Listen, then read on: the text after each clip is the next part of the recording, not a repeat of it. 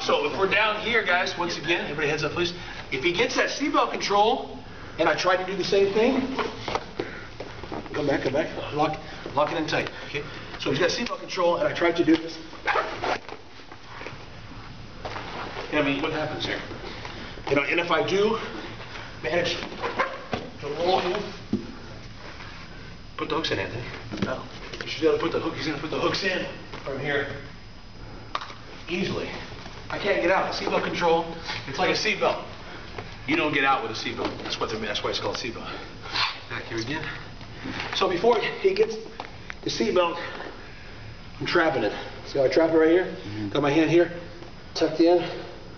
So instead of rolling, this time I'm going to grab his wrist tight. Let's turn a little bit.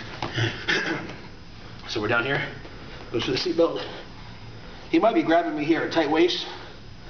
So I'm in here. I tuck. Let's go back again. Well, I didn't get it on that one. Got to get the momentum. So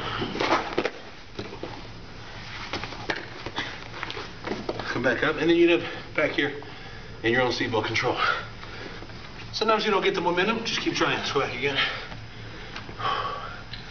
So we're down. He's got a tight waist. So I'm gonna tuck, and so I end up on his arm. And now I got the what? Seatbelt control. Almost goose. Go ahead and roll me, Anthony.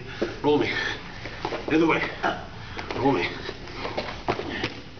So if he rolls me this way, he's dead meat.